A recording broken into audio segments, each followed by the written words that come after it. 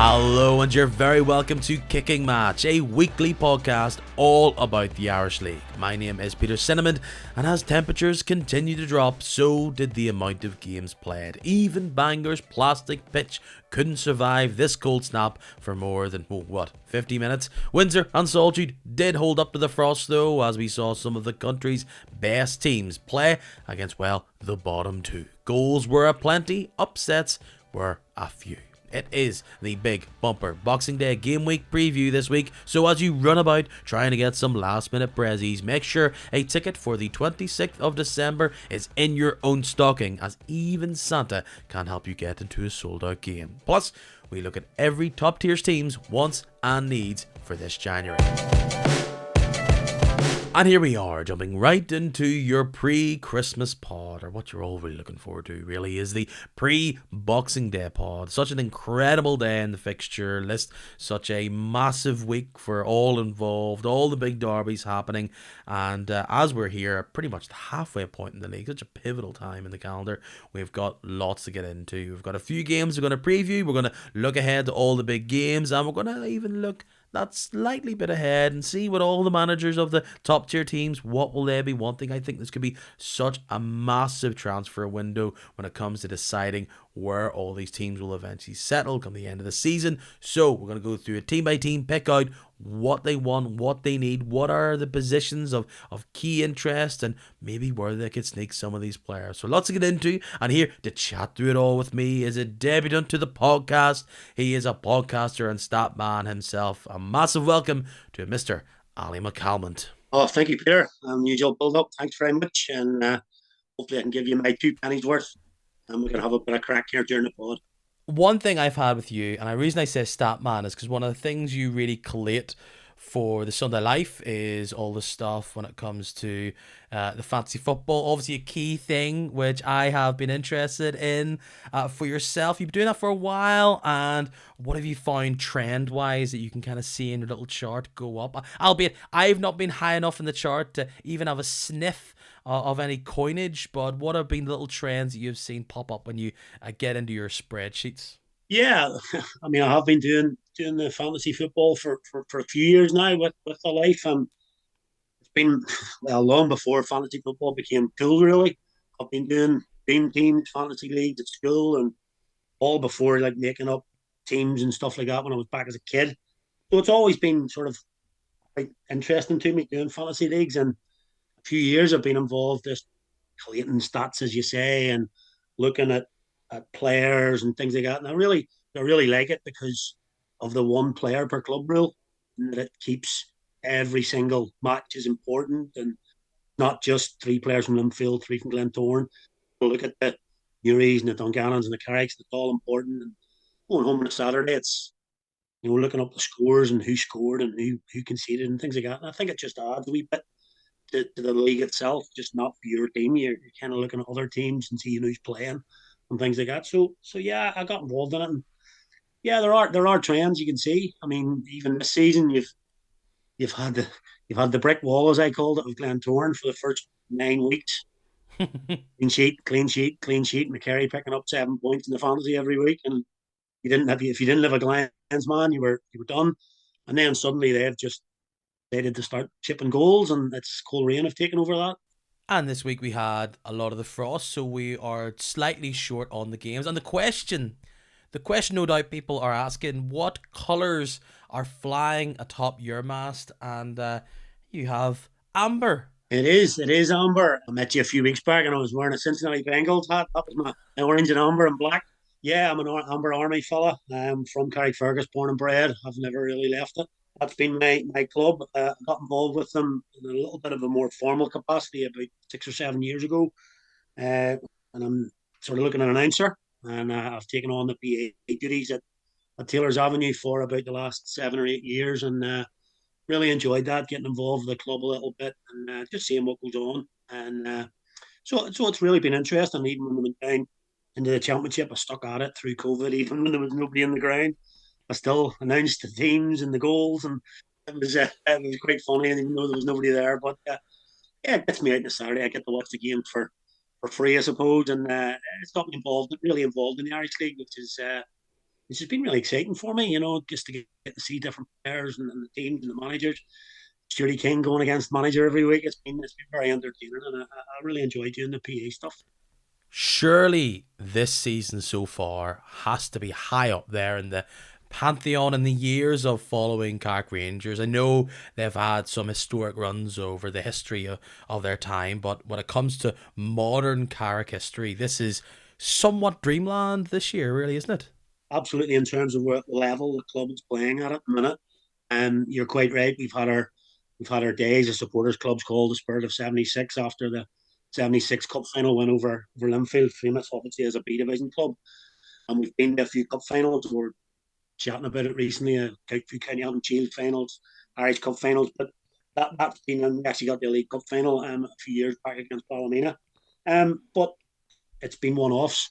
Now and then get a good cup run, but just recently you can see the progression in the club now from just getting out of the championship. We came up the same year as Larne came up, and obviously Larne have staged further, but we had to try and establish ourselves as a Premier League club for that first couple of years, and we did flirt with it, 11th, 10th, 11th playoffs.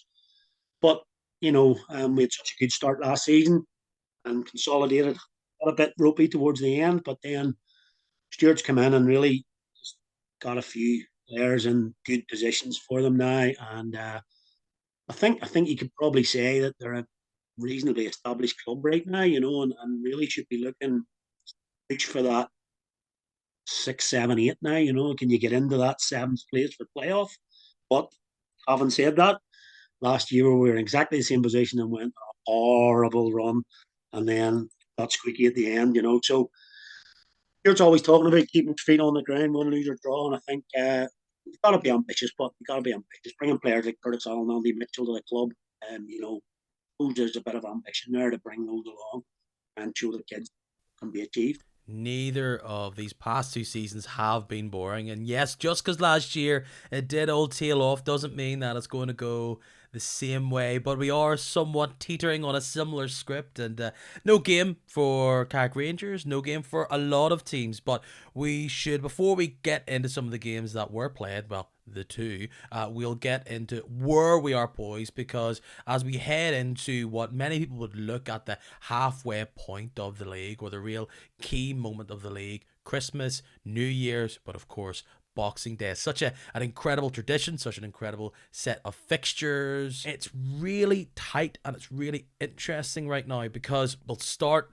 with just on that tipping point between the top half and the second half, the 6th and 7th, and the teams currently sitting there is Coleraine in 6th and Ballymena in 7th, and there is a 10-point difference. So that's a really huge difference right now. We would talk about top half teams and bottom half teams, but now for the second season in a row, we're really seeing those two batches of teams emerge. And before we get into the top half, Ballymena with 23, Carrick Rangers on 22, just 1 point below there. Glenavon sitting there 3 points off Ballymena, and both Ballymena and Glenavon, they have 18 games played. Carrick have played 19. Newry have currently got 18. We'll see where 3 of their points will stick with them or potentially go back to Portadown. And Dungannon and Portadown, with this weekend having played 20 games. Both of them have played more games than anybody else, but they're sitting down there at the bottom. Portadown with 4 points just for now. Dungannon Swifts with 10. But we go up into the top half, and what's really interesting here is that even after their slight muddling middle of the first half of the season, Colerane's coming into form, and they're coming into form from the back. 19 games played, 33 points on the board. Glentoran have only played 16, and they're looking up with 35. They are 9 points off Larne. 3 games away, 9 points off Larne. Larne are sitting top with 44. Then you have Linfield on 39, both having played 19. Cliftonville are also sitting with 39, with 1 game in hand. Crusaders 19 played, 36. So it's particularly tight up at the top. Obviously Larne has a real cushion now, but you can see how so much of this has changed, and the real key part of that is actually, yes, they're 3 games down, but You touched upon it there. The fall of Glentoran in recent weeks, it's been talked about, but it really is significant. 5 losses in 6 games in all competitions. I knew there was going to be a blip, and they haven't had a chance to recorrect it in recent times. But they've got the engine's cold, you know what I mean? The fire's bare, and they're going to have to get things rocking and rolling. They're almost starting back from the bottom of the hill again. It's almost like they've had their own little winter break, and now they have to start season part 2. Do they have They're missing players? Do they have the fight and the concentration to get back on a roll? I think you've pretty much nailed that there. The engine's gone cold. I think that they were just such a machine at the start of the season.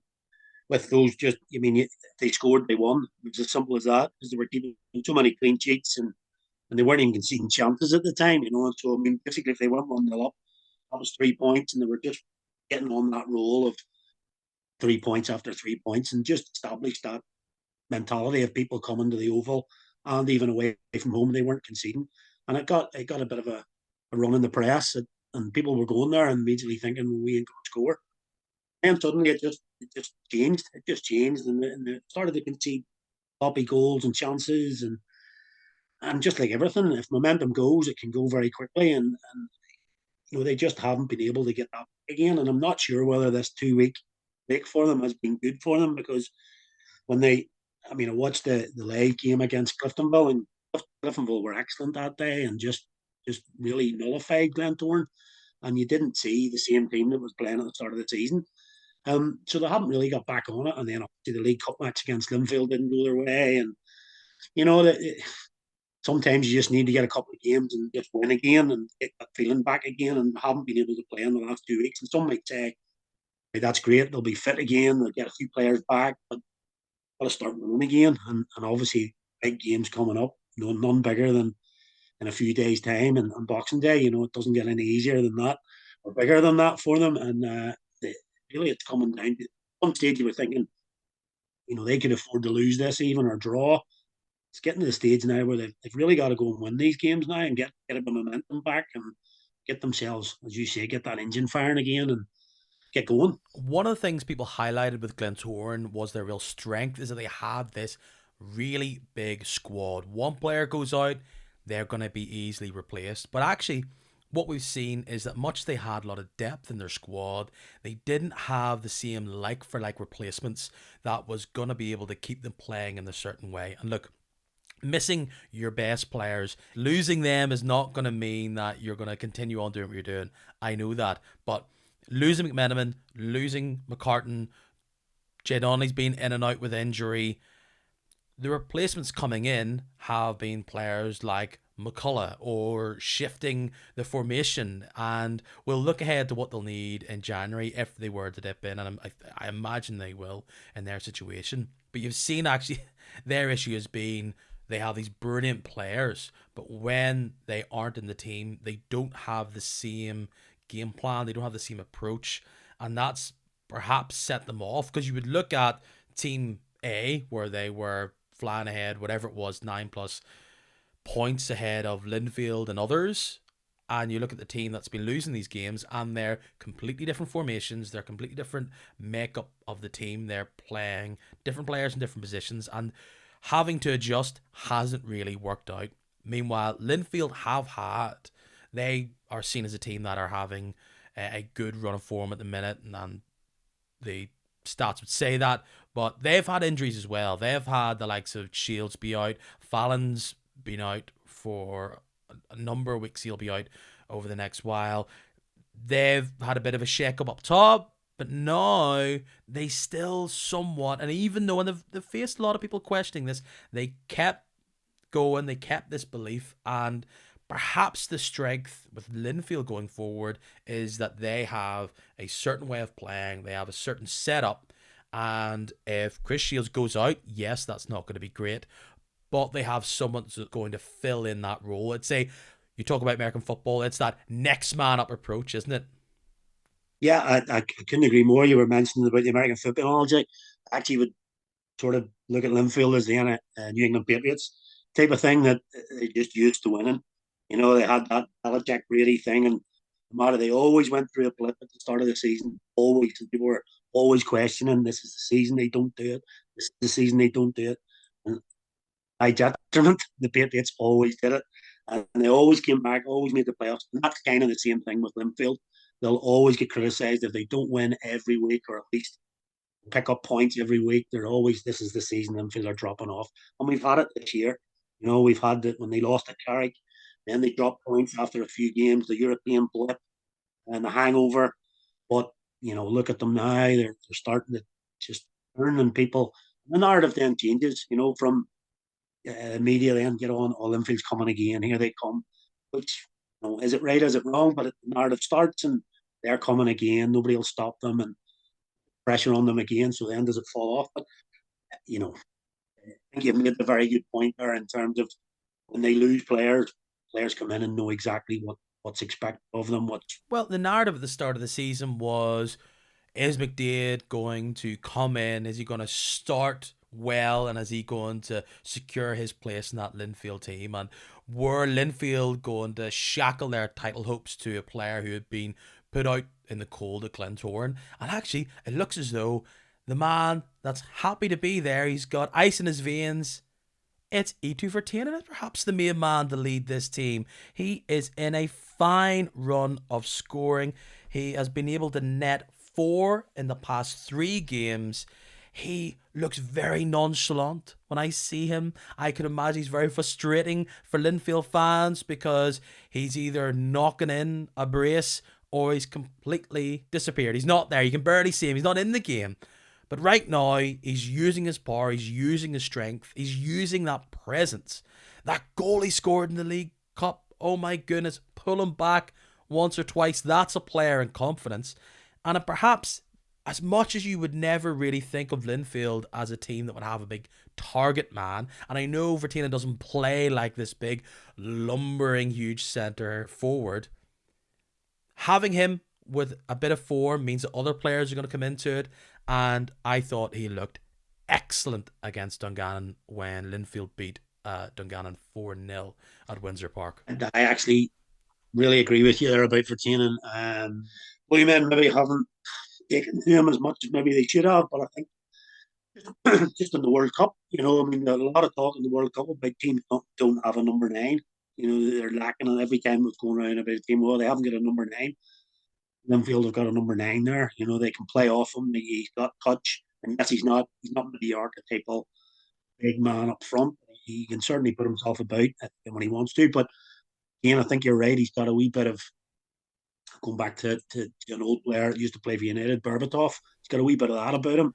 Don't see him that for is 80 minutes. Excellent. That is such. Yeah, that's exactly who he is. He is Berbatov, and he's just languid, and people just think, what's he doing? And the next minute he'll pull one out of the air and just shove 3 boys off and stick it in the net, and you just think that guy's there, and he's just reminds me a wee bit of him. And Berbatov was just a player, and I think Bertanen could do that for Linfield. I think if he gets a spot in the team and holds it down, other players can play around him. I mean, look at the players they've got on the wings, and Cooper, Miller coming back. They've all got quality, and if they can get a man up front, the game. We'll probably talk about the game itself. There's another guy coming through, young McKee. Because where's he been for the start of the season as well? He wasn't finding any place in the team, and now McKee, he's a Carrick boy. You see, I know him quite well because he's from Carrick, and I've spoken to his father. Actually, he's round about the town quite a bit, and he was getting quite frustrated about not getting any game time. But for a play to the lad, he got his head down. He didn't kick up. He didn't cry. He just said, "Right, I'm going to work harder in training." And now he's got his rewards. He's got a starting spot. And the thing about Linfield is, you've got to perform. There's no 2-3 games to get yourself back into it. You got to perform first up. And he's got his goal at the weekend there, and he performed well with Vertainen. And maybe that's them going forward. And maybe McDaid has got to play the McKee role now and get used to the bench for a while. I don't know. Well, the first goal in particular, Vertainen just finds a space, a beautiful pass from outright, and then an exquisite cross along the box to pick out the player and to score the first goal. But as much as Linfield looked very confident, hungry to get the goals. Dungannon looked lethargic at the back, and I've always felt with this team and Dungannon is that when a goal goes in, the heads seem to go down, and there's one place you need to be battling for every ball and fighting for every pass and every tackle. It's at Windsor Park, and it just felt as though the heads went down and Linfield turned the screw. I just made a note of that when I was looking over the game, and exactly that. I made a note of that. That whenever you're going as a bottom six team to a top six team, and especially Linfield, your back four has to be brilliant. It has to be on point, perfect, almost perfect. You got to make every tackle. You've got to be in position. You've got to. Dungannon were none of that, unfortunately. Dave Vertainen just spun off, got a wee bit of space, and laid it on a plate for he opened the scoring. And once that went in, the rest of it was fairly straightforward for the Blues, and it was an easy 3 points for them in the end. And all the goals, 6 yard box goals, and Dungannon, there was too many shots coming in. There were shots ricocheting everywhere. And, they got 4 in the end, and probably they could have got a few more, and Dungannon just did look a wee bit deflated and dispirited early on in that game. And that's the thing. They both, Dungannon and Portadown, went into these games, yes, away, tough, top of the table sides, but they were coming in probably in the best spells of form that they had, and ultimately both teams end up shipping 4. And what Linfield did brilliantly was find those pockets of space in between the fullback and the centre back. It was wide every single time. Every goal seemed to come from out wide, and a player was running in and getting the goal. And a little note there for, and I can say this now, young McStravick, young teenager getting a goal there in the league, celebrating finally getting a professional deal. He looks like a real talent for them. He does, and you could even see it. Sometimes I was always a great one for looking for celebrations after goals, and you could see when he scored the goal what it meant to him. Just scoring a big celebration after it, and even though it was fourth goal and a 4-0 win, he'll remember that one. And as you say, he's got his contract, and he'll be looking to maybe first team place at towards the end of the season, but certainly coming off the bench, he's looked a game breaker. Maybe if you are tight. And they had that last season. Young McKee and Devine did that for them last season. Came on in tight games at the end, nicked the goal, especially Devine last year. He was brilliant winning games for them at the end of the season. And as I say, Linfield, you just get these guys at the end of the season. And if they can get a guy like McStravick coming on, 10 minutes to go, creates or scores a goal to win them 3 points, massive difference from one every week, or none. Huge. The team that was trying to keep pace, the team that was on their tail all last season. We talk about how Linfield just seems to have that winner's mentality and the confidence that they will be able to continue on and fight at the top of the table. Many people thought perhaps that Cliftonville were all burnt out, and so far this season they've had their moments, but really they've been unfaltering, and their performance against Portadown was simply exquisite. What a footballing team Cliftonville are. A lot of fans were probably out going to different grounds because their game was called off. There was a number I saw of a number of fans of other teams that went down to the Solitude to check out Cliftonville against Portadown. 4-1 probably feels like doesn't really feel like a fair reflection of what the game it was. But look, Cliftonville were clinical. They probably haven't been clinical enough at times in games. And what a fantastic team to watch they are. And of course, another hat-trick for one of the greatest ever Irish League players, Joe Gormley. That was his 14th hat-trick. Oh my goodness. That is an incredible record. He just keeps doing it. And I go back to the old fantasy book here. For years, he was first name on everybody's team. He was just a guarantee every single season. He could only pick one player from Cliftonville. It was Joe Gormley. Straight in, he would take up 75% of squads for Cliftonville players. He was always there, and he always delivered. He always scored goals, and if you didn't have him, basically you weren't performing in fantasy league, something like that. And but obviously over the years, it comes to everybody. He started to drop down the order a wee bit, and people ways that kind of shows you where you're at. If people stop picking you in fantasy, you kind of know, all right, okay, maybe it's time here. But he has dropped down the order, and the baton was passed to Ryan Curran. Ryan Curran is currently the most picked player. That tells you probably where we're at. But having said that, Ryan Curran was rested Saturday, and they bring in Joe Gormley, and I think that tells you everything about Cliftonville. You know, you can rest a guy who is playing at the top of his level, and a guy comes in and bags a hat trick, and he was just clinical, as you say, clinical. His finishes were just perfect. That is true squad depth, but we people always talk, I feel, in this podcast about what the Heel brothers do, but when you see it live in action, it is just relentless. It's so fast paced. The way that team passed the ball was unlike anything I have seen at this level, potentially ever. They're a fantastic team to watch, but you just felt so bad for that Bourdain back line at times. Yes, they had three at the back, but between the Hale brothers and Gormley and how high they were playing their wing backs, more on one side, incredible talent they have there, and then Jimmy McDonough on the other side, it was like a flying V. It was just pass it along the line, and they had that team in knots. But Portadown did have maybe the Reds faithful panicking for a slight little moment. Was it only a few minutes in? Portadown take the lead. Now Curry thinks, put the Gibson Cup, put red and white ribbons round it because I'm coming for it, baby. And they took the lead from a corner, but ultimately at home, Cliftonville are going to do bits. And my goodness, they did. There is a few little talking points actually from this game. First off, the goal coming from Josh Archer getting caught in possession. He has the ball to the left of the box. In comes Lowe with a sliding tackle. Some Portadown fans suggest that was maybe a foul. Did you see anything in there? It's one of those ones that we've seen a few over the past few weeks. You know, where in fact I think there was one very similar thing in the World Cup match between Morocco and France, I think, and the Moroccan forward actually, I think, ended up getting booked. But it could well have been a penalty, depending on which way you look at it. I think that was very similar because French defender hit the floor, and the same with the Cliftonville defender.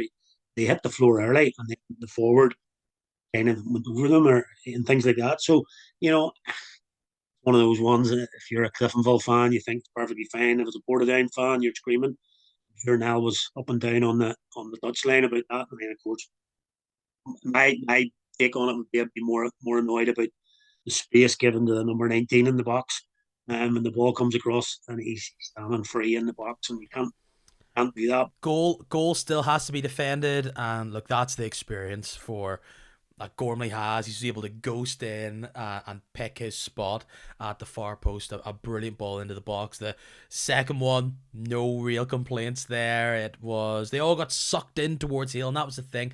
The passing was so frenetic, pinging around that half. Players were always going to get caught. They're going to get drawn in. They were completely dizzy, not quite sure who to mark, who to follow, who to close down, and there's like four players around Hale when he then passes to his brother, draws in the defender, and then Gormley's got nobody, and of course he still has to finish it there and then. But Portadown come out in the second half a lot better. Niall Curry earned his money. They had the odd chance, but then you cannot just switch off at the back. For the third goal, big long ball, Gormley picks it up. He's onside. All of a sudden, coming from the other half, he's got the ball at the edge of the box, and no one's around him. Again, exquisite finishing, and game's over there for Portadown. Probably feels elementary, but there was a big penalty shout. I believe I saw in one of the team's highlights where I believe it was McKeown came in, slide in, and in the end, I think one of the Hale brothers got booked for diving. That was a big call, and then from there, Portadown pushed on. They didn't. There was an offside goal, of course. Hard to tell, really hard to tell. I don't know if that would have changed the game. I think it was 2-1 at that point. And Jordan Jenkins, the pass is played from Greg Merhouse, and Jordan Jenkins is running on from the left-hand side of the D. He's through, just gets the edge of the ball and nicks the end of the goal. It's offside. But really a 2-2, I don't know if it would have changed, but it was hard to tell from any angle what that was. It was probably close Yeah, anyway. well, I think it was quite close. It looked certainly from what we saw of it. It did look a close call, and look, you get back to 2-2 because it took right what you're saying about Glenville, and you're right. They do knock the ball about better than any other team in the league. I think in terms of passing ability, the triangles they work are great. But it did take them 40 minutes to break Portadown down. Once they got level, obviously they almost scored straight away again. Going into half time, it's 2-1 instead of either a 1-0 lead reported down or 1-all at worst. Niall can regroup them, but he's 2-1 down. And then maybe that goal could have been. But I think therein lies a difference of an experienced guy and a maybe not so experienced in Jenkins and Gormley. You're probably still out there grabbing yourself some last minute Christmas gifts while your team's Irish League manager is looking on whatever they do, be it YouTube highlights or some sort of weird football managers database, trying to find a deal, trying to find the next talent which is going to turn around or seal the deal on their season. And I want to quickly look ahead to January and highlight perhaps what each team in this league are looking for, what are they in need of, because be it you're at the top of this league, you're trying to fight to stay in this league, or you're in the middle trying to solidify seventh, there's a lot on the line, and there's a bigger reason than ever to dip into the market and try and find somebody that can really help your season. And looking ahead to what's already being talked about, there was a report in the Belfast Telegraph that Crusaders are having a hook, having a look, and have actually sent through a bid to Glenavon for striker Matthew Fitzpatrick. Now, when I wrote down Crusaders and I thought, what is this team's needs right now? I was thinking, well, they have had a lot of injuries, and yes, Philip Lowry's been such a key component of their season, making these great runs from midfield. He's been so dangerous from the set piece. But when you're bringing players out of retirement, when you're bringing Cadell back into the fold, that says to me, clearly midfield is an area that you need bodies, because out wide at the top, they look like they've got some quality. They've got people that have been able to fill those roles. But seemingly what Crusaders need is a striker. Would you agree? Or is there an area of the pitch where you're like, that's what they need? Really, if I was Crusaders, and I know this is not going to be on the cards, I was thinking, well, Oisin Smith is currently set to be loaned out to League Two, but if he was being loaned out to anybody, that's the type of player I'd fit in there. But maybe Baxter sees it differently. Clearly, that seems to be his point that he needs a striker, and up front he's got so many players up front that he doesn't know which two to pick from. He's had quite a lot. He had McMurray there, and he's had Heatley, and now Lecky's sort of in there, and Lecky again can be just the best player in the league when he's on it. I mean, it's well documented that he's a complete handful when he's on it. But they're in for Fitzpatrick, as I hear, and that would be a huge loss for Glenavon, more than probably a massive fill up the Crusaders. I don't think Glenavon could really afford to go at the minute. I don't think they've got the striking depth to sort of push on if they let him go. But I would tend to agree with you. Midfield would be a thing, and I think Philip Lowry has just been unbelievable this year. I think I wrote one of my fantasy columns that if there were extra points for running from the edge of the box and heading the ball in from 6 yards, he'd have 1,000 points by now, because it just seems to be the same goal, same time every week. He's been unbelievable, and yet he keeps doing it. But I hate to say it, but I don't think it's sustainable for Crusaders to be relying on a guy coming from midfield and scoring goals. They've got Heatley back now, and he still seems to be their talisman. Even though he's been going changed forever now. Again, multiple MVP in fantasy leagues. Paul Heatley, until he got moved to be a striker, he was always a midfielder. But he got moved up to striker, and but still scored goals in the fantasy league for everybody. And he's still doing it for Crusaders. Even after all these times, and when he was out for those 7 games, they missed him, and they still miss him. And so, he seems to be still the main man. But they seem to be solid at the back most weeks. They do seem to be okay. They've got a good four, but The midfield does seem to be. You mentioned if you're bringing guys out of retirement, I think you're telling yourself there's a need there. Perhaps Fitzpatrick is only the start, and the fact that we're seeing mid-season bids for players just shows what a new and different league that we have here. And we'll go to Glenavon, because when I looked at what their needs and wants are, yes, it's a lot of chop and change at the back for them. Their real aim is to nail down seventh and solidify their presence there, and they have been boomer bust week to week. And even if they did keep Fitzpatrick, I would see out wide slash striker as an area that they want. I don't know what pool they'll be fishing in, but if they're looking down into the lower leagues, and look, I don't know if there's many teams in the championship who want to be giving away their best players, but if Glenavon are going to get a name through the window, top of the priority probably be a striker. I'm looking at the likes of maybe Calvin McCurry from Cliftonville. He's on loan at Ballyclare. He's a young, real nippy type of player who can kind of play on the wing or up top. Annette from Dundela is somewhat the same. Look, they are smaller in build, but it could just be something different when Fitzpatrick and Bradley aren't there, or maybe need to be taken off. And look, Doyle is a player that has been floating around that team, and perhaps they're going to push through. When you look at the teams near the bottom of the league, there's only really one answer, isn't it? For Dungannon and Portadown. Like, Portadown have been talking about it since it feels like September. Yeah. They're looking in the big book of strikers, but who and where are they going to come from? And where are they going to come from? Well, I mean, again, going back to my fantasy diary here, I've always been amazed whenever I'm looking at the start of a season how many strikers are in each roster, if you want to put it that way. There are like four or five, and four or five doesn't go into two or even one. So where do all these players? How do they keep them happy? And I always am amazed how players play at clubs when they're not getting week in week out.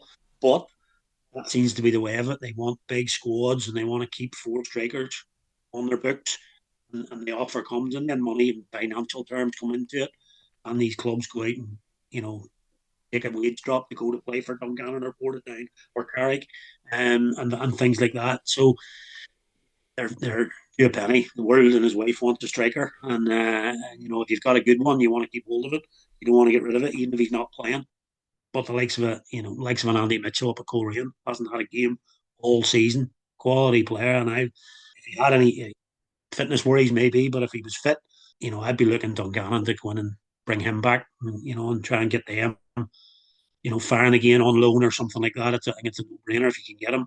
But again, you don't know what his thoughts are. Does he want to stay at Coleraine? Does he, but just not even getting any game time at all now. And there's a number of strikers at Coleraine. He's at number 4 or 5 on the list at the minute, and seems as though he's not really going to get any game. So I always want to be playing, and if you can, go and help Dungannon stay up, maybe. If he is fit, I don't think there's a team in the bottom six that wouldn't jump on him. And if you're looking at potential targets, I was there looking through all the team's depth charts, as you'd say. Yeah. And look, it feels as though for Portadown, they brought in Gregory Moorhouse to play up top. They currently have Jordan Jenkins as well on loan from Glentoran. Adam Sally is clearly going to come back, not reporting or confirming that. People have said it. Is it time for Ethan Devine to drop down and become a main man for one of these teams? I'm sure Portadown would bite their hand off to take a big striker like that. For Dungannon Swifts, similar, you could probably say anywhere, but look, Keelan Marin just got a red card against Nympfield. They are shipping goals.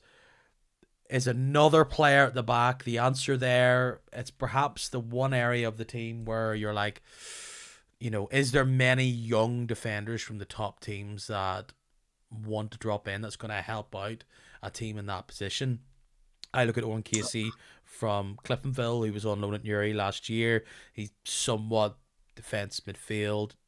He could play a role there. I'm sure Newry, if they could pick up anywhere, they would want bodies. A return for Owen Casey to Newry would be, as talked about by people who follow the team on this podcast, would be very, very welcome.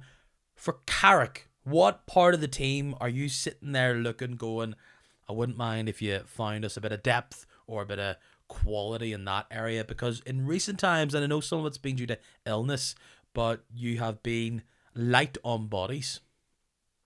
Yeah, I think Stuart King mentioned that after the Dungannon game that there's been a sort of illness come through the camp, bit of a flu virus ran through them that week.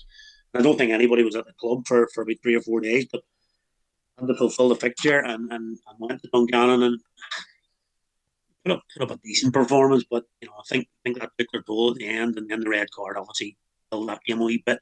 But it's a strange one for Carrick, really. It really is a strange one because, as I say, they're in that sort of seventh, eighth position at the minute. And to be honest, in that first 11, I couldn't pick a weak link this season. I really couldn't. I mean, they've got good keeper in now. He's solid. He hasn't made any major mistakes. He's solid. Doesn't hasn't made wonder saves, but it's not always a good keeper does that. He gets the back four, in position, and if you go right through the spine, they've got that experience. I think you've talked about that before in the podcast. They've got experience. Jim Irvin still at the back. I mean, he belies his years. He just does. Organisation skills, and I've been at every game obviously at home this season, and I've only seen Jim Irvin struggle once, and that was with Matthew Shevlin when Coleraine came down. He gave him as hard a game as I've seen all season, and Shevlin. So, but apart from that, Jim Irvin's been superb. Midfield, Andy Mitchell's been a revelation. Scoring goals. We didn't think he was going to get the goals. He has. And Lloyd Anderson's still in there. He's been doing it. And then David Cushley, obviously still has his 60, 70 minutes and runs about like as if he's 14 again. He's been really good for us and pops in with goals. And then Curtis Allen, and I have to mention Big Emmett McCookin up front. Him and Curtis for about a 4 or 5 week period there really had a good partnership. Curtis's injury, and they got us the goals that won games, which we didn't win last year. It was as simple as that. Those two, as a partnership, were brilliant. Obviously Curtis has had to miss a few games now, so maybe that momentum's gone. The only the only area where probably we fall down a little bit is wide areas. Alex Gaughan really is a centre forward. He's a goal scorer. When he's been played wide left, brought in McKiernan and Aidan Gillen. But probably the player that will come back now would be Jerry Nixon. Jerry Nixon's had a really bad injury. Be 12, 14 months ago now, he had a really bad injury. And we've just seen him coming back to training over the past few weeks, and getting a Sturdy Nixon back firing could be like a new signing for Sturdy King. Getting him going down the wing. First came to Carrick from Ballyclare, he was a goal scorer in the championship, and he was our top man really, and that's why Coleraine paid out for him really. And we took on and Sturdy had a go at Coleraine. Maybe didn't work out for him in 100%, but he did okay for Coleraine, I think. And but chance came to bring him back, and we brought him back. And I think by his own admission, he didn't hit the heights from his first spell early last season. But then the injury came, and that really put him back. But listen, Sturdy Nixon's a real top class player. If you have him on his game, he's direct and can score goals. So I think if we were to get him back fit, your new signing. This right. It's funny you bring up out wide, and I know this is clearly not a league that pretty much every team plays 4-4-2 at all. I'm trying to think what the most dominant formation would be in the league. I know you guys somewhat play a 4-4-2, but a lot of other teams are not at the minute. And again, what makes a wide forward and what makes a wing back? And I look at Glentoran, and as we talked about near the start, about how they lose McMenamin and it feels like it all falls down. And they're not a team blessed with a lot of wide players or wide forwards. And you even look at players in the top teams that drop down, not a lot of teams at the top have these spare wingers floating around, not getting in the team. Maybe Coleraine, but that's a part of their big rotation. And when we start talking about the teams we are, from Glentoran, Coleraine, Cliftonville, Linfield, Larne, and obviously Crusaders there at the start, the players they're bringing in is not just to fill a role, it's to project them towards the title. Like, I don't think there's a team in the top 6, maybe Korean. I don't think there's a top team, at least top 5, that are not thinking we could win the league here. And they're absolutely right to think that. And Glentoran have 3 games in hand, and look, a lot of them are against tough teams. And if McMenamin goes down again, that's not going to be easy. But even if McMenamin does need to come off at 60, 70 minutes, whatever, or you need to change the game, they have Ali Roy, they have Roy Donnelly, but they don't have, for me, the take it to the byline, dance on the ball, and swing it in.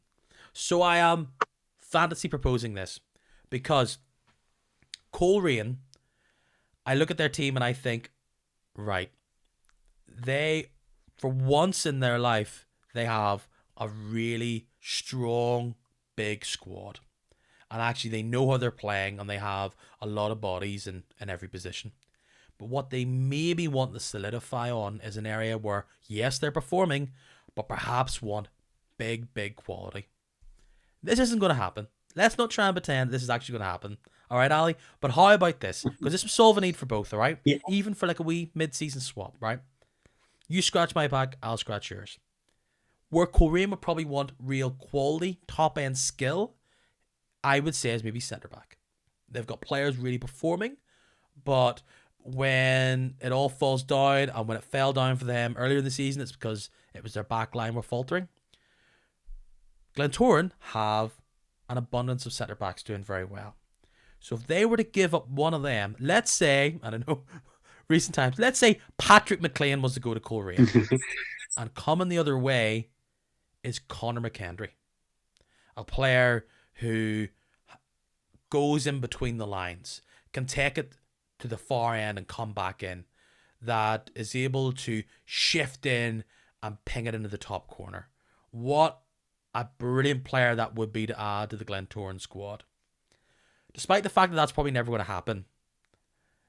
It probably, you know what I'm saying? I feel like Conor McKendry would be such a key asset, and he's a key asset to Coleraine, let's be real. But Coleraine have a lot of players in those positions. They have Evan McLaughlin playing very well. They also have Glacken. Lee Lynch is able to play in between the lines. I thought maybe that was the player you were going to go with was McLaughlin. I thought McLaughlin was going to be the call there because at the start of the season he hit the ground running. First game, I think he scored a double in the first game and against Cliftonville. And I know the Coleraine guys were thinking we've nailed one here, but certainly McKendry fits the bill. And again, if you look back to last season, he had a run of form last season where he looked like, if not one of, if not the best player in the league.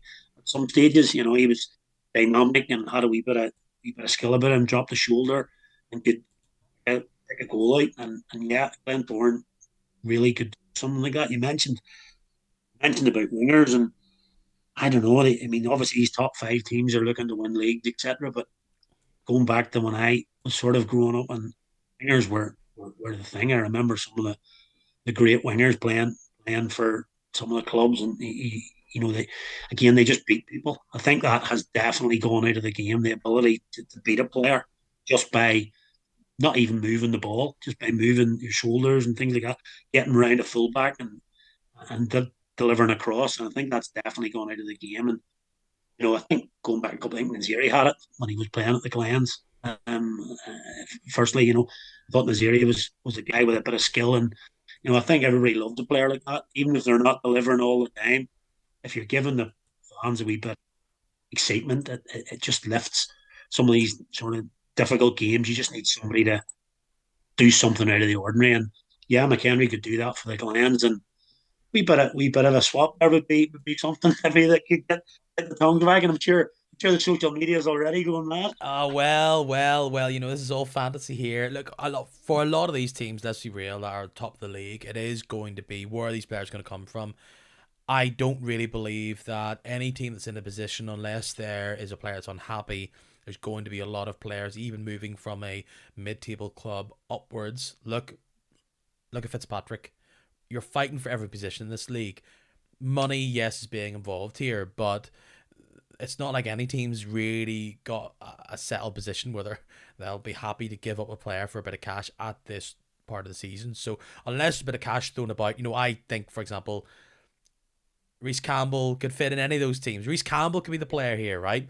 But Dungannon's not going to let him go for cash. But maybe if they want to jump in, they're going to fire cash. Feels like destined to be Reece Campbell to be the heir apparent to Heatley Crusaders in my eyes. But, you talk about stuff that's going online here. We look at Linfield, they're trying to bring in a midfielder. Joe Thompson, Larne look like they're trying to pinch him away. 25-year-old Scottish player, midfielder, playing for Derry. This is where the League of Ireland season's over. They're starting to come in again. That's where it feels like the player's going to come, or it's going to be a player who hasn't really been playing in England, in Scotland, and they're being shipped about and they're bringing them in. They're bringing in a Ben Kennedy, like he came in at that kind of time of year. Yeah. And any of those teams would like to bring in a Ben Kennedy. You look at Linfield, I think clearly with Fallon being out, midfield is where you want it. Bringing in Lyndon Kane to play as a wing back would, I think, change their team, but I don't think that's the type of play you make in January. Midfield's the clear one. Maybe they'll get this guy Joe Thompson. Brad Lyons has been the one that's been rumoured. One I've heard, yeah. Go for it. That's clearly the man. Fallon out, strong on the ball, can pick out a pass, powerful runner. Bring him in. Someone who's experienced, knows the league, clearly question over health. That's who you're looking at for Linfield that would want to push them towards the title. Larne, this is their big go, is it not? This is their one big roll of the dice. Not their one big, but they can see it ahead of them. They've got a cushion of points. Do they go out and really go for it for some of these players? If there's one area that I would look at, they're strong in it, but I think it could all fall down if there's an injury or a big suspension. They are crying out for a third striker in my eyes. Yeah, they were at least at the start of the season. They were winning 1-0s and Bonus wasn't scoring and struggle if they weren't getting goals. And then suddenly he got that hat trick and away he's gone. But so you could kind of see if he had to miss out through injury, you'd be pretty reliant on O'Neill then. And you need a squad. Linfield have shown that over the last few years. You need a squad, but it's keeping them happy as we've discussed. How do you? If you got a guy coming into Larne, you're not going to say right, you're going to play every week because you're not. You're going in as third string probably, and you're coming from a club. We've just talked about, maybe a player going from one of the clubs down to play for lower clubs and wanting to play every week. The opposite's true then. If you're leaving one of those lower clubs to go and play at a top club, you're sacrificing playing every week. So, what do you want? But you could win a league medal. It's a chance to win a league medal and, going to Larne at the minute. But there's other aspects as well, full time then, can you give it all to full time football? There's other considerations the players have got to take into account. For me, what I'm looking at for Larne, if I was a Larne fan, I'd be thinking, you've got two young strikers there. What you really want is Danny Purkis, a player who has the skill, the ability, potentially offers something different to your other players. Clearly, these players are not dime a dozen, but someone who has the experience and has potentially been there, done that. They're not floating around, and I don't know who I couldn't even think of a player who'd fit that role. I'm thinking of fantasy players. I'm thinking of a Timmy Adamson from a few years ago. I'm thinking of, a Rainey, or, what they'd really want is a Joe Gormley sitting there, can barely get on the bench, and they're like, come on, 33-year-old Joe Gormley, come on and come off the bench. That's the type of player that you would want from them. And I think that's a really good point for Larne, because I think if one problem here at the minute, and we've kind of touched on it already, is when it comes down to the games in April, when they've got to win, you can't. There's no two ways about it. Games, and you want to win every game, but in April it's worth double points really, and getting a crucial goal at the last minute. A little bit of experience, who's maybe been there, done it, won a league previously, and can sort of spread that across the dressing room at the end of a season. Linfield obviously have got that. We've talked about that quite a lot. The Linfield have got that in their locker. But somebody even going into Larne that could just say, look, this is okay, don't worry about it. If we're 70 minutes 0-0, we can still get a goal here, as opposed to maybe panicking early and maybe not playing your normal style. Maybe somebody with a bit of experience could help them with that and just get them over the line. Massively. Where do these fountain of players come from? No idea. The places I'm really stuck, and to wrap this up, is Cliftonville I looked at them and I thought the only area where I feel as though you could push on and get bodies in, I don't think it's an area where they're struggling. I just would say a Fraud Sule type player to add into there who can be more progressive with passing, perhaps. I'll be an incredible passing team, Cliftonville. This is not any sort of slight that I thought there was a weakness in midfield, but if they were to bring in someone unnamed, another player in midfield that can do the tough tackling but can help in the transitions from defence to midfield, unbelievable, would be on their list, but there's a very complete team, Cliftonville. And perhaps for Ballymena, I do actually have a name here. I talked about it in the podcast last week with Mr. Dave Watt. They probably need a number 10, or they need a player, a real classic box to box in their 3-4-2-1 or whatever it is. They lack a player who can control the ball in between the lines. Hasn't really worked massively for Daniel Kearns at Larne. I think he'd be a main boy in that team. And there's a big question mark over Robbie Garrett. Seems to be somewhat in the wilderness at Glen Alvin. Very much so. Any team would take him. I'm sure Ballymena would take him. Not as exactly a high up the pitch type of role for him, but stick him in that midfield alongside Kim Nelson, I think could solve a lot of the stuttering issues they potentially have had. Yeah, Kim Nelson's been impressive. I watched him a couple of weeks at Carrick, and he's been really impressive. But somebody beside him to take a wee bit of pressure off him. I mean, Kelly's looking to be that eventually, and obviously the captaincy, and fair play to him for being so young and taking up the captaincy role. I mean, but they're obviously missing Miller. I mean that's been fairly obvious that they're going to miss Miller. But yeah, loving these names you're pulling out. I mean, every one that you're pulling out here seems, geez, that's a good fit. A good fit. You think, let's make that happen. Let's make it happen. Well, But I don't think any probably will. But that's what January's about. It's a bit of fantasy and real world. I mean, you can dream to try and get these players, but as you mentioned, how many top 16 are going to let a player go to another top 16 and they could come back to home? It's very unlikely. It's just a different era now. It's all about these 21-year-old Dougal Smith who was on the books of Watford's academy. That's the players that are going to be in there. So we'll sit tight and look forward to seeing players with the number 38, and you're like, okay, who are these? Who could be like key players in the future? Here we go. You know what the fixtures are, or you should anyway. It's all the big teams, all up against each other. And you're probably still angry that I didn't highlight that you need a new left back, but I don't care. I'm going to cover all the games with a good friend, Ally, and I'll be polite and I'll go to your own team. How feisty is the Carrick-Larne rivalry? And are you feeling confident on what hopefully is not a very cold day on the 26th of December? This is Larne we're going to. It's always cold in Larne.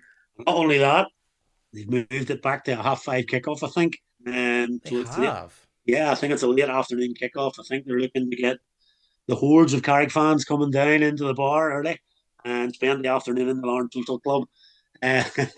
But no, being serious, it's a huge game in East Antrim, and we played in the championship a few years back when Larne had just started their project, if you want to put it that way, and pretty much ran away with the championship that year. I remember Carrick started that year really poorly, lost a couple of games, 5-0, 6-0 in the championship when Niall took over, and we were really struggling. But then possibly similar things could happen at Portadown this year. After January, Niall got it running.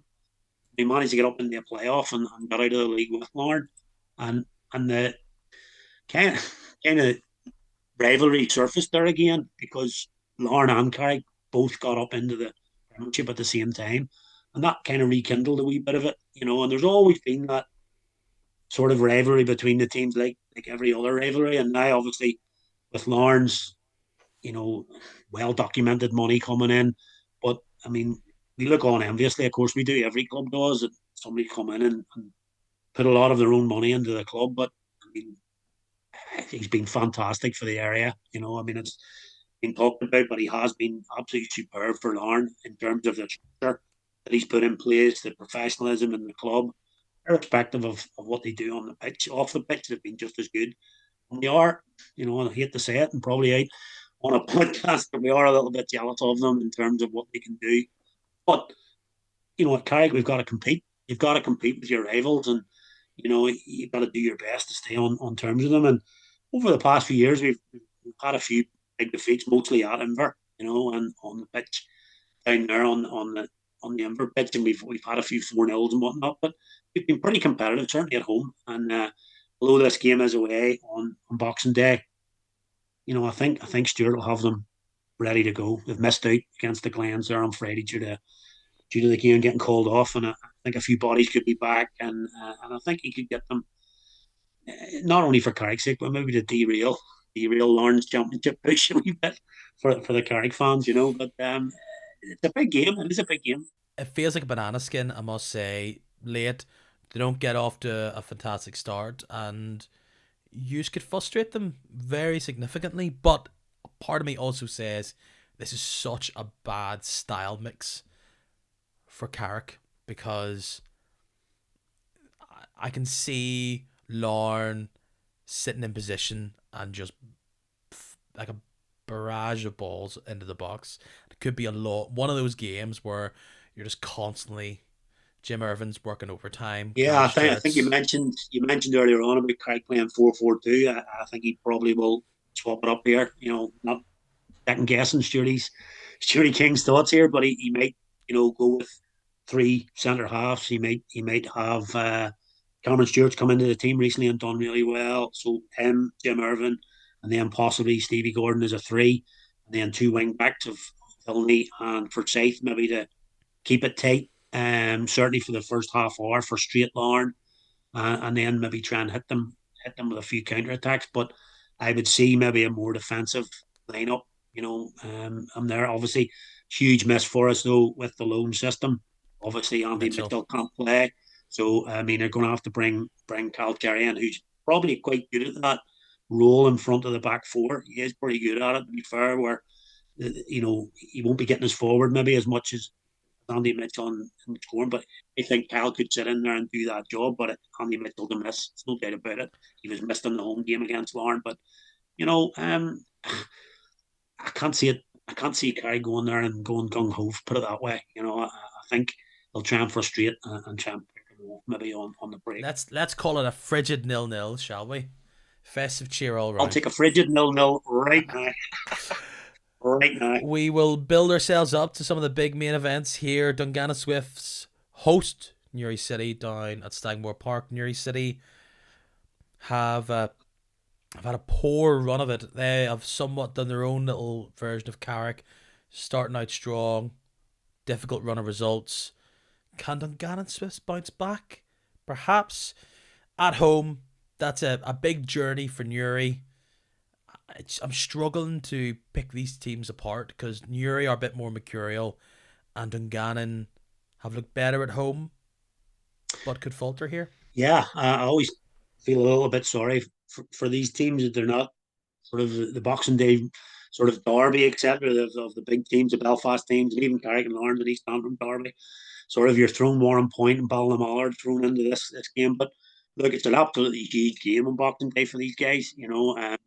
3 points could go a long way to getting Newry well out of it. And Dungannon, if they picked up the three, they're heading up the way. Despite the result of the weekend, as I said, the weekend. I think Dungannon's next 4 games are against teams in the bottom six, so that's their opportunity. But it could also be a difficult one as well because if you don't pick points up on that, then conversely you've got to play the top six coming up. So they're heaping pressure on themselves in the next 4 games to get the points. They need them, and then they're playing the top six in the next 5 after that. So it's a massive game for Dungannon, I think, more so than Newry, especially being at home. And I'd probably take Dungannon in this one, to nick this one. At I home. feel there could be goals here. Dungannon have been able to play their games.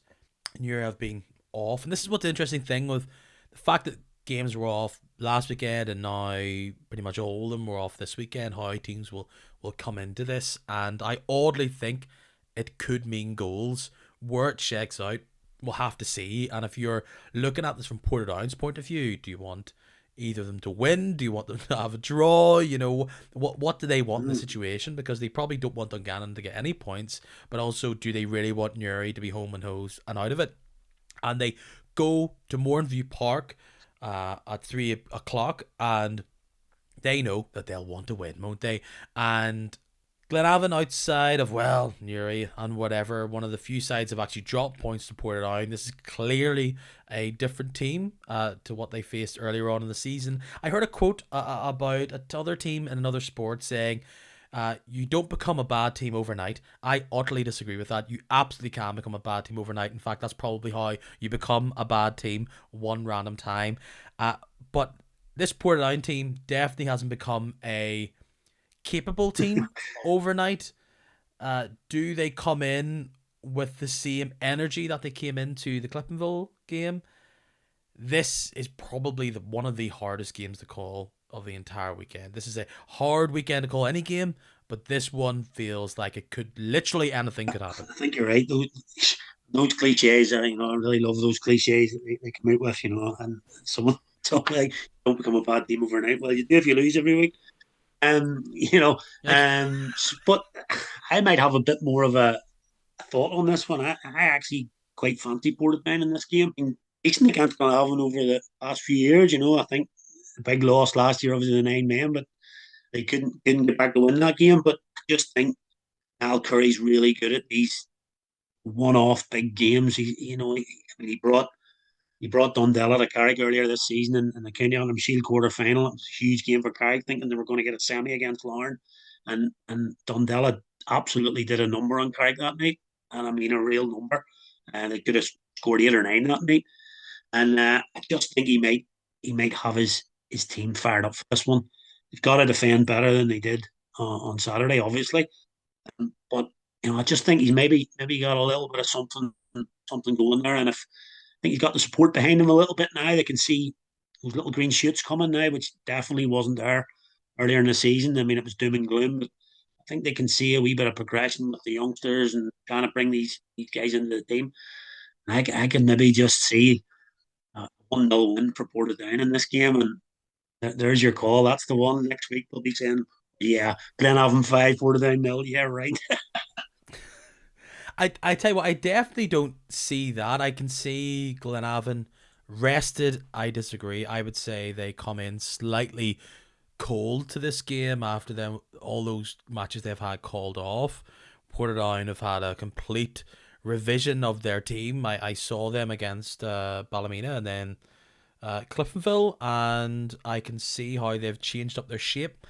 What they lack probably is quality in the last 20 minutes because they don't have the players that can come on to change the game. And Glenavon have plenty of young players who will run and run and run, and the wily men up front like Fitzpatrick and Bradley who can change things up. And there's something about this game, and I know it's so easy to predict, but like red card central, and I just can see a young player just getting caught up in the moment. We saw last year in that fixture, Peter Campbell doing one of the craziest things I've ever seen. Score a brilliant goal, and then literally from kickoff, put it and kick it back, and he dives in, gets a red card. Like, that, and then of course Glenavon won it. So it's an incredible moment for them to beat a team away from home with 9 men for pretty much like whatever it was, 50 minutes. Crazy. I think Portadown are probably will see this less as a rivalry game as they probably have before, because it's just about getting results and wins. But these are two managers who are thumping their chests, who are, pumping the arms to the crowd. What impact will Mournview? This game seems so exciting. I would bet you more that there'll be a red card than there would be any goals, but feels like a 1-1 draw to me, potentially. You're obviously back in the ports. Before we dip into some of the big Belfast ones, of course the one happening between Coleraine and Ballymena, Cliftonville against Glentoran. These are these games left over that Glentoran trying to pick up in the league. It's at Solitude. Cliftonville were clearly incredible against Portadown. Do you fancy either team on a cold, well, if this snap keeps up. To be fair, apparently it's supposed to be 11 degrees and shorts this week, but can you see it, Solitude, Glentoran coming back to things and turning over Cliftonville, or are Cliftonville just in such fine form that they'll not lose at home? Just we mentioned earlier about Glentoran, they're a difficult side to call at the minute. Are they going to come back from this 2 week break refreshed? And I think probably they want to get back to the start of the season again and just get going again. But it's really difficult to call what Glentoran. I think you're fairly certain what Cliftonville are going to turn up. They're going to knock that ball about on the synthetic surface and knock it about quickly and try and feed if Curran comes back in or whether Gorman keeps his place. They're going to feed whoever's playing up there fairly regularly. Um, what turns up from Glentoran, I don't know. I'm not sure whether they'll just go back to being fairly, the words stodgy. I don't want to say that, but fairly compact and try and not concede early and try and maybe nick a goal on the break again. Obviously, Jay Donnelly going back to Cliftonville as well. He hasn't been getting the goals he had last season. I think Glentoran need to get him back involved again and get him scoring, because he was a huge part of their success last year, what success they had last year. And I think they need to get him scoring again and getting him involved in the game because he doesn't have that over at the minute. But I think 1 or 2 goals from him over the next few weeks could be crucial for the Glens. It feels like without McCartan and without McMenamin to go to Solitude, and they'll try to dig in with this three at the back potential they're playing. It could be another refresh for them, but I can't look past Cliftonville there because if Glentoran sit back, you kind of saw that, put it down, sitting back a bit. They just have this front five almost with McDonough on one side and a very impressive teenager Moore on the other, where their passing is just too good. And the best thing I'd say Glentoran could hope for to get themselves going is to just bleed the game out and get a 0-0 and potentially score from a set piece. And look, Glentoran are excellent from scoring from a set piece, so let's not count them out. But to try and make a marker, I would probably say Cliftonville are looking too sharp to falter there. But when Cliftonville go to Seaview, it's never boring. That used to be the real classic on Boxing Day. And I'm back in the hot hand here with Cliftonville again. It just feels like, as much as Crusaders are incredible at home, it probably shows you that if they were to get a result against Cliftonville, it would show that these derby games are throw-ups and they are one-off games because Crusaders are the walking wounded. But anything can happen on Boxing Day, really, can't it? Well, I mean, Crusaders are coming into the game probably as underdogs, you would think. But, I mean, they had such a fantastic record against Cliftonville for years. Every single time Cliftonville were coming up against the Cruise. That was turned out year in, year out. We haven't beaten Cliftonville. We haven't beaten us in years and years. But Cliftonville have definitely got that sort of nailed at the minute. And they're going into this game, obviously depending on what happens on Tuesday. It could be coming off the back of a disastrous defeat to the Glens, or they've put another rival 3 points ahead of another rival, and they could do the same again to the Cruise. But I think that's what's so good about the top six this year. I think if you look across the leagues across Europe, I think our top six is as competitive as any league you can see. And I mentioned that they report a few weeks back. One team seems to go on a run, then just decides to stop for a few weeks and let the others catch up a wee bit. And at the minute, Cliftonville and Coleraine are probably the two teams that are flying results, and everything can change. So, two huge games coming up for Cliftonville, and if they can win them both, they're right there in the shake up for January onwards. I really, really think so. Even maybe, I was thinking now, perhaps a wee extra body at the back there at centre back if they're going to be playing three of them there. Curran is in fine form. Gormley is knocking them in for fun. And probably a score draw, actually. Maybe I'll walk back on just how good Crusaders can be at home. But score draw there, maybe 2-2. A lot of excitement there for me. Coleraine against Ballymena. Coleraine, doesn't anybody score, it seems like. I know they're letting a few at Solitude in the Cup, but in the league and beyond, it's something crazy, like 7 or 8 clean sheets within 9 or 10 games. They are mixing it up, looking like one of the more dynamic teams in the league. They fell to Ballymena over at Warden Street for Coleraine. They're at home. that'll be a bumper. Like that could be the guts of four. Could be 4,000 there, maybe. Maybe that's That'll be a big crowd. hyperbolic, but definitely I potentially think that'll over be a three. big crowd. And Yeah, really exciting game. yeah. Ballymena had such a good run. That's the thing. What Ballymena team turns up because they had such a good run, beating both North Belfast teams, and then they lose to Portadown away. You know, and Coleraine looked fantastic. It again just feels like you throw these teams in a mixer and what hits the wall. Does McDade show the quality because he can take it back? Like he can take the ball down and filter it through. I don't know. I'm just really on the Coleraine and Cliftonville train right now because I've seen them do it. And Just think Coleraine are a wee bit solid at the minute. Oran Kearney's got them back to basics, I think, and that was his staple diet in the first few years of success he had before he went away.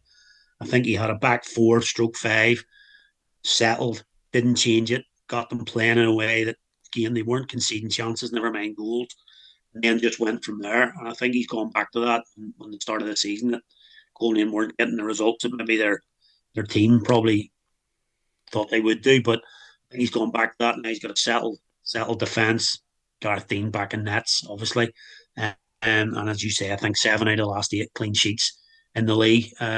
So, again, I probably would have a wee bit of a wager with you here in terms of the Lurgan Derby, that this one might have the red card. I think there might be one or two here as well. I think this is probably the one that might, I think there were 2 in the last game for Coleraine. I think they picked up a couple of reds, and it wouldn't surprise me if the atmosphere got a bit feisty here at the showgrounds. well, I think that's clearly, if I was Ballymena, that's the type of game you'd want to make it a real battle. You don't want this to be an open game. You want to make this a in the trenches fight because Coleraine can run round you. They can ping it about from McKendry to Glacken to Lee Lynch. Ballymena don't have those players. But if Ballymena can slow the pace down, that's where they're going to catch them out. That's where they're going to win a set piece, dig in, and just stand tall to those balls. I And think that's probably right in terms of the tempo of the play. I think if the game is quick, I think Coleraine will probably that'll suit Coleraine a lot better. I think, again, talking to Cliftonville knocking about, Coleraine have got them same type of players who can knock the ball quickly into their forwards. because McDade is lethal on the counter, and you can see that in some of the goals they've scored recently. But you don't want to welcome Coleraine onto you because they are able to unlock you so well. Like, one of the real skills of Shevlin is that if you watch him, he's always on the last defender. It's a real Gormley trait, and that's probably why they get a lot of offsides. The amount of times you see a ball thrown into the box and you kind of know that striker X is not going to pick it out, or they're not going to do anything with that ball. It's just too much is needed. Shevlin has that ability where they're able to push off the defender and get a header. They're able to stick a leg out. The amount of goals that Shevlin has scored, which you just feels like it comes out of nowhere. So Ballymena will not want to welcome it on. If they leave space at the back, there's too many players that will punish them. Rope-a-dope will be how Ballymena will win. Coleraine, just depends. I think they're the team. I think I couldn't agree more about Javelin. As I mentioned earlier, he's been the striker that I've been most impressed with on a one-off performance. Right, this year, as I say, that he scored a hat trick that night, but it wasn't the goal that impressed me. It was the fact that he was able to be strong up front. He doesn't look like a guy, a massive centre forward, but he is back to goal. He was tremendous. He was able to hold the centre half and pin him. Then the 2 midfielders were able to run past, or he got into the box and was just in space and finished the ball 3 times that night. But his all-round play was the best centre forward performance I've seen. But this year he's really, really good, and I think, he's key. He's key to Coleraine. That centre forward player. He can link it with all the rest of the midfielders, as I say, they've got. So yeah, it's a bit of a dilemma for Ballymena. Do they sit back and probably, I think, Coleraine a bit too much for them, I think. And we go to the Bell Classico, kicking off at 2 o'clock, so you can watch a tiny bit of it if you can on your phone on your way to a game, because you should be heading to a game the day after Christmas. And the term Grande Dieu is banned from this pod. It's Bel Clasico here. One of the most entertaining, one of the most exciting games I've seen in years was that Glentoran performance against Linfield earlier on in the season, when it looked as though they were about to crown themselves the champions there and then. It hasn't really worked out, and Linfield are able to have the most recent bragging rights within these two. It is going to be a real comeback if Glentoran are able to do anything here in this game, but Glentoran have a lot of advantages here. They'll not have that fear I think they've had in the last game against Linfield, and Linfield have to go into a jam-packed oval, and this could go anywhere. Set pieces will be key, and a part of me thinks Glentoran might just have the edge here, because they're a team that rises to the moment a lot of the times, and they could have it. But again, Linfield, they've got a lot of players on form. Keep it goalless for the first 20 minutes. Could go anywhere. And maybe this one will have the red card. We don't know. But look, it's a huge game. Over under 3 red cards this Boxing Day right now. There's a good shout. In 6 games. Wow. But I mean, on that point, I mean, you mentioned about Boxing Day, and it's a set of fixtures, and I love that about Boxing Day, where you can guarantee pretty much who you're playing. You get a bit of rivalry, and I think the derby rivalries. I think it's been talked about in England quite a bit. That the rivalries in England have dropped off a little bit. There's no real. I mean, famously Roy Keane talking about swapping shirts and all. He doesn't like. Oh, all could that you sort of stuff. He can't be a imagine? bit grumpy, but I like the rivalries. I don't want it to get overboard off the pitch, of course, but I like the rivalries on the pitch and people talking about the games in years to come. Were you at the derby when we played X, Y, Z? And I just love those rivalries. And but in the game itself, it's a tough one to call. I mean, aren't they all? But just I kind of do think it depends on how the Glens come out of Tuesday. They're coming back. If they suffer a defeat, it becomes a must win, as we talked about earlier. It was getting to the stage where Glentoran were going so well that they could afford to drop points. Can't now, especially against Linfield.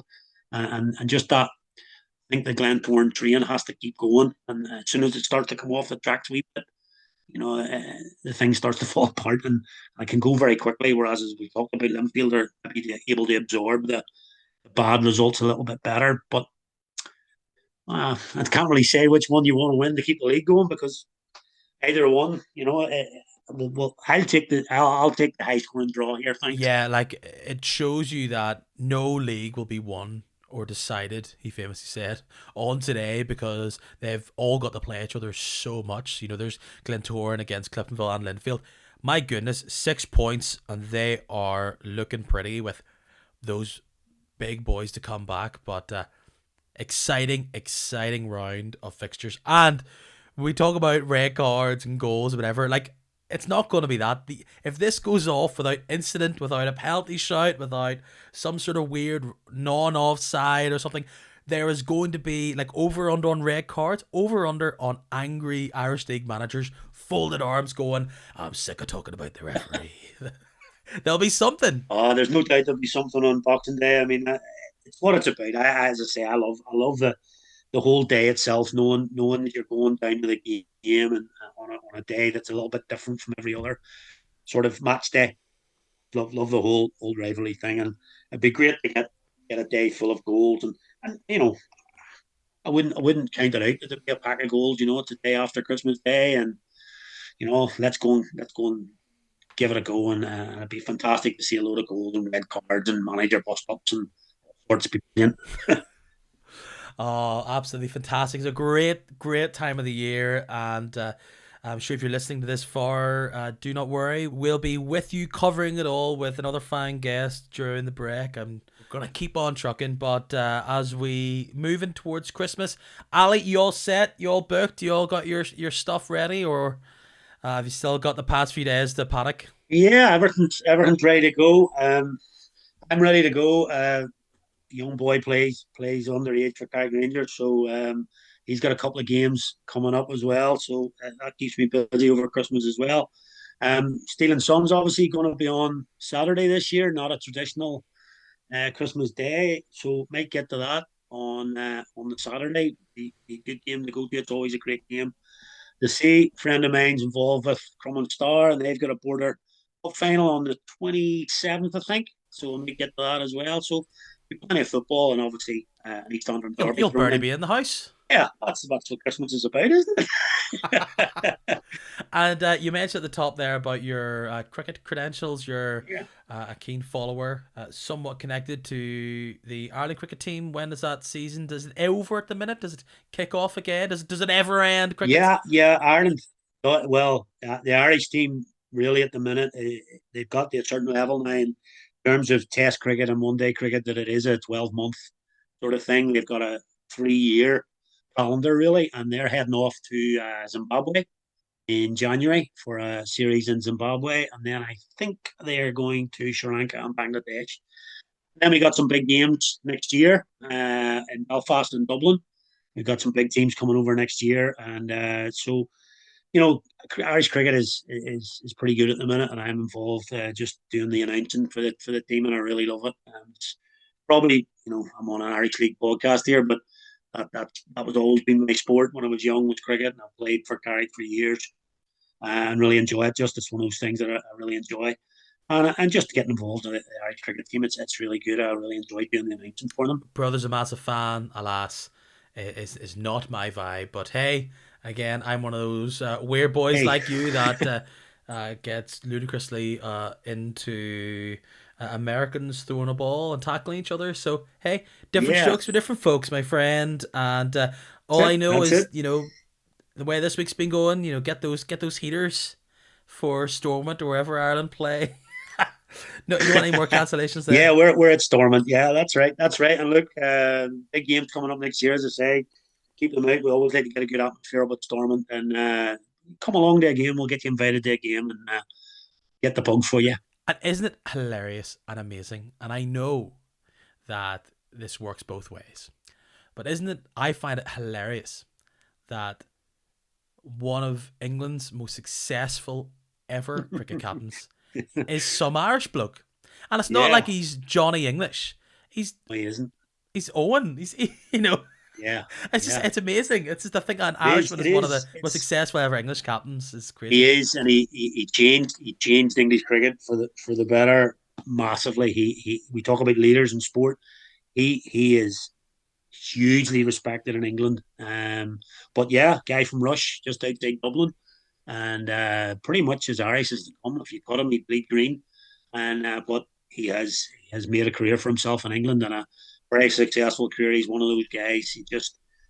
You run through brick walls for him. He's a fantastic guy and a first class leader. And just unfortunately, Ireland didn't have the structure back then that they do now. And to further his career, he had to go and play in England. Uh, Oh, it's he's been fantastic. the opportunities the man has had is no. It's great to see someone who's world class at what they do get the opportunity to go out there and do it. You can see you don't want to be the Ryan Giggs of cricket for Ireland. So fair play to the bloke. I know what the other side Yeah, of it is, and a story that always stands out to me with Irish cricket. Maybe this is like some famous story, and this is an interview story that they've told loads, but it's just interesting how much this island has changed in regards to attitudes at times. I know it isn't exactly of this ilk, but I remember an Irish cricket player talking about, particularly even during the early 2000s and even the late 90s, and they were training in Dublin, and there was a load of young fellas running past, and they gave them all this abuse about it not being. They said it in more colourful language, but it not being a traditionally Irish sport, and this was the English game. They said it more colourfully than that, and they were all sat there wearing Premier League football tops. It's yeah.